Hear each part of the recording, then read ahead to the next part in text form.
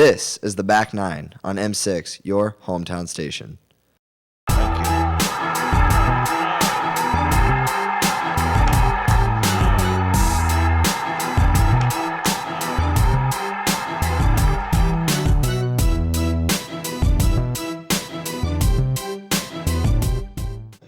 Hello and welcome to the debut of the Back Nine on M6, your hometown station. I'm Austin Patterson, and we'll be talking about the upcoming Masters Tournament, player performance, and predictions for this year's season. I'm joined with golf aficionado Evan Brown. Nice to meet you. And Nick Lozano. Nice. So last year was a big year for the Masters. Evan, what are your thoughts and predictions on this year's tournament? Obviously, last year, Jordan Spieth getting the win, young guy. I think, it's pretty much going to be the same this year with another young guy coming up that nobody really expects to win. And I think somebody along the lines of Brooks Koepka might take it this year. All right, Nick, what are your thoughts? I agree. Last year was just awesome to watch. Spieth had such a commanding lead, but then you see guys like Justin Rose right in contention on the last day, and that's what I like to see this year too. So no one thinks any old guys or anything? Oh, I don't know. Yeah, I don't think Phil Mickelson's taking it this year. Yeah, no. All right, let's talk about the course. So what are you guys' favorite holes at the Augusta National? Evan, go ahead. It's got to be Amen Corner, man. Hole number 12, it's everybody's favorite. That 155-yard par 3.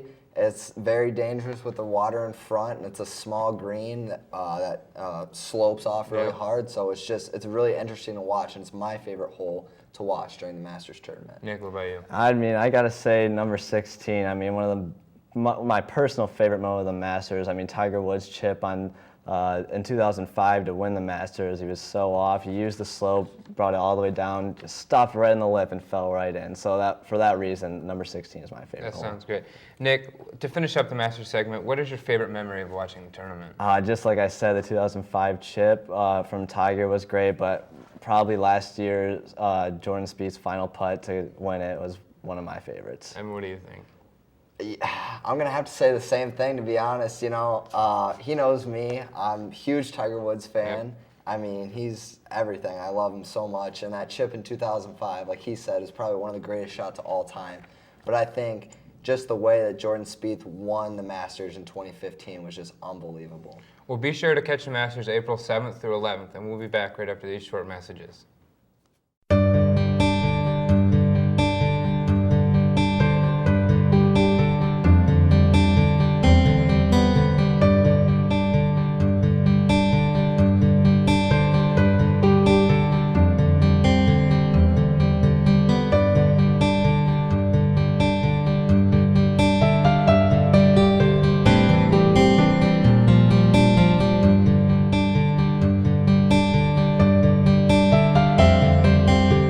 Welcome to the Back Nine. Now we'll be talking about player performances. Nick, who's your favorite player on the tour? It's got to be Jordan Spieth. He plays Come on, with man. Come on. Come on, guys. He plays with such an edge. He plays great when he's angry, and that's good to have because, nowadays people will play with emotion, just get flustered and just destroy themselves out on the course. So having that ability to play with that edge, and 2 majors under his belt already, it's going to be a big next couple of years for Jordan. Evan, who is your favorite player? Not mean to roast you, but 2 majors. What about 14 majors, right? Okay, buddy. How about some Come on. back surgeries with that? Tiger Woods, 14 majors. Number 400 overall.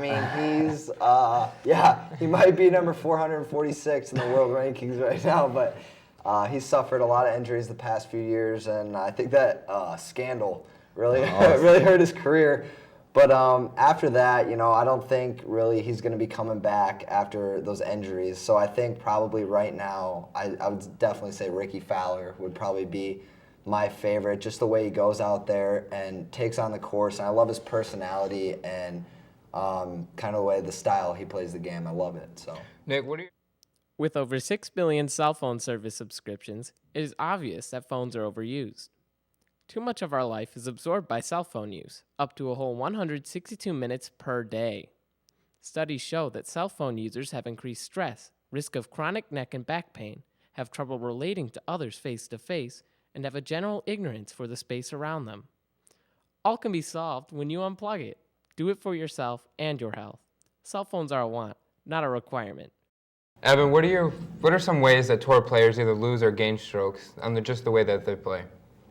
I mean, I think a lot of it, I think back in the day, before everybody had swing coaches and stuff, I think it was more maybe like your drives, your iron play. But I think like now, if you really watch in tournaments, it's always putts. It's always putts. Putts and then right inside the green, like right Yeah, around, like chipping. and your approaches. Yeah, that's really what makes and breaks players on the tour.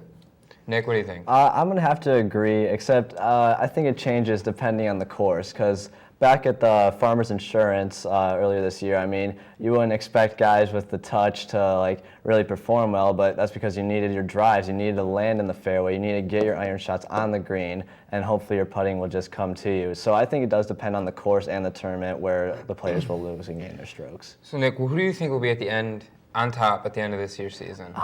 You know, I love my boy Jordan, but I gotta say Jason Day will probably be on top by the end of the year. I mean, when that guy's playing his best golf, you cannot catch him. I mean, at the PGA Championship, Jordan Spieth shot 17 under, and you're like, why didn't this guy win? Well, that's because Jason Day was 21 under, you know? I mean, it's just incredible. Yeah.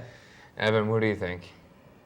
To be honest, I think, not because he's my favorite player or anything, but I think, you know, Ricky Fowler, he's number 4 right now. And, you know, the past few years he hasn't done much, but I think him winning the Players last year really propelled his game. He's playing much better this year, and he's hungry. And I think, you know, hey, anything could happen. He could be number 1 at the end of the year. I also agree with that. Now with Butch Harmon on the behind his bag and his swing coach, I mean, Ricky's been playing fantastic golf. Butch Harmon really helped him out. Well, both players sound amazing. We're going to take a short break, and we'll be back with our 2016 predictions. In 2014, 2.4 million Americans used prescription drugs non-medically, which averages to approximately 6,600 initiates per day. Last year, $325.8 billion was spent on prescription drugs alone. Every day, 44 people in the U.S. die from overdose and prescription drug painkillers, and many more become addicted. If you need information on treatment and where you can find it, you can call 1-800-662-HELP. All right, welcome back to the back nine. Evan, who do you think are going to perform well in this rest of this year's majors? You know, somebody who I'm actually really excited for to perform well, who, you know, he'll play so good, you know, Thursday, Friday, Saturday, and then Sunday it just seems like he just falls off. And that's Dustin Johnson. Yeah. I mean, this guy's swing, have you seen it? It is Monstrous. so unorthodox. But this man can drive the ball so far.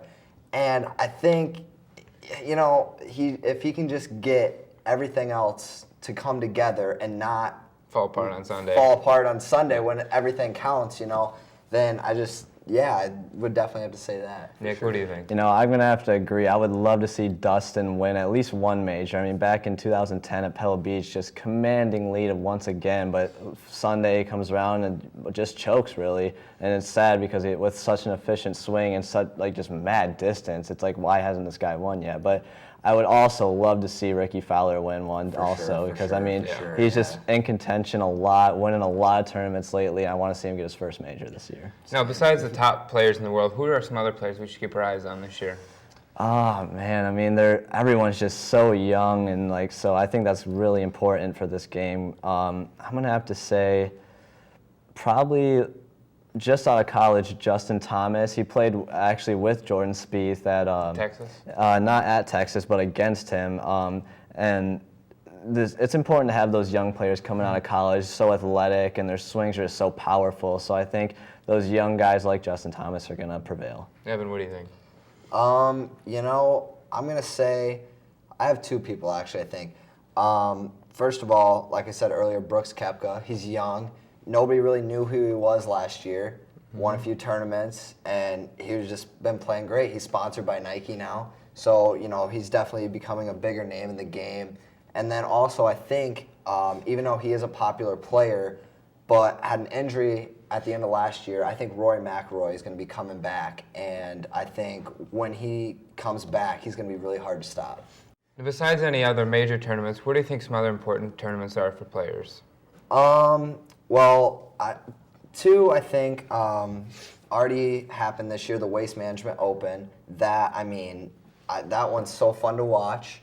and it's very interesting. But I think other than that, I would say the players that is coming up. I mean, that tournament is always fun to watch. I mean, Ricky Fowler last year came from behind, had a playoff, and on the last playoff hole, put it within 6 feet on a really hard par 3, and then he won with a birdie putt. So I think it's a great tournament to watch. Nick, you have any final words? I always love looking forward to the FedEx Cup playoffs. I mean, at East Lake, the Tour Championship, excuse me. I mean, everything is just, the field is just electric. Every player is there. They're trying to just get the FedEx Cup. You know, Jordan Spieth won last year, but I'd like to see maybe someone else share the glory for once. But now at East Lake, they're switching both finishing holes, so I think it'll be an exciting tournament to watch the finish. Well, that's all we have for today. Thank you for joining us in our debut of the Back Nine. I'm Austin Patterson. Be sure to join us next time on N6, your hometown station.